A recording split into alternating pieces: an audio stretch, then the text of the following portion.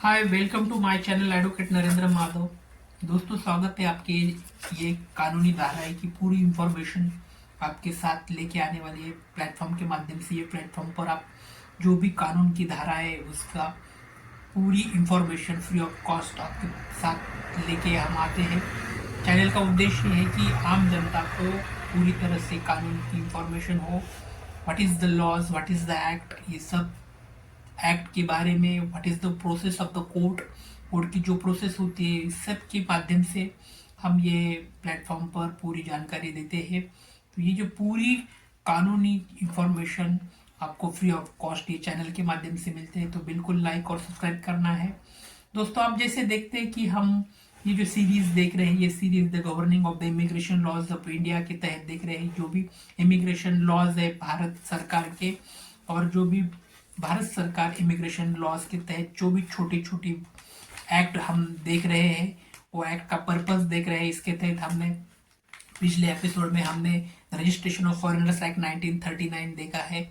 आज के पार्ट में हम द सिटीजनशिप एक्ट 1935 देखने वाले हैं। दोस्तों, द सिटीजनशिप एक्ट 1935 जो है, जो मोस्ट इम्पोर्टेंट है of the constitution of India. जैसे हम भारतीय संविधान की जो आर्टिकल है उसके साथ ही सिटीजनशिप एक्ट 1935 बहुत इंपॉर्टेंट रोल प्ले करता है कि दो citizens came to the India, जिसे हम भारतीय नागरिकत्व जिसे मिलता है, उसका व्हाट इज द प्रोविजन जो है, जो भारतीय संविधान के तहत ये जो एक्ट है citizenship act 1935 play the very very important role for creation of the Indian constitution. भारतीय संविधान के निर्माण में द सिटीजनशिप एक्ट 1935 बहुत ज़्यादा रोल, बहुत मुख्य भूमिका निभाता है।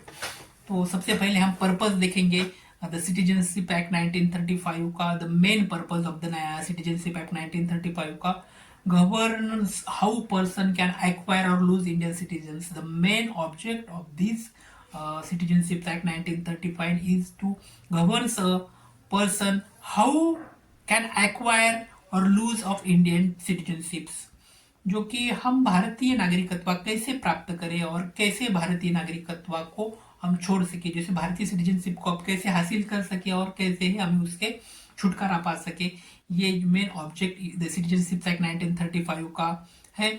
अब इसके मोड्स ऑफ एक्वायरिंग सिटीजनशिप्स, जो भारतीय नागरिकत्व है उसे एक्वायर करने के कौन कौन से मोड्स है हम देखने वाले हैं। सबसे पहला मोड है by birth, second is by descent, third is by registration, fourth है by naturalisation, and by fourth जो है इनकॉर्पोरेशन ऑफ टेरिटरी। जैसे कि हम कहते हैं कि बर्थ के साथ ही हमें भारतीय नागरिकत्व मिलती है, उसके साथ ही डिसेंट के साथ हमारे माता पिता इस देश में पैदा होते हो तो हम भी मूलतः उनके देश का नागरिकत्व हमें उनसे मिलता है। बाय रजिस्ट्रेशन, अगर कोई फॉरेन कंट्रीज कर आके यहाँ पे 5-10 साल रहता है और उनके डिजायर रहती है कि भारतीय नागरिकत्व उनको हासिल करना है, तो बाय वे ऑफ रजिस्ट्रेशन भी हमें भारतीय नागरिकत्व मिलता है।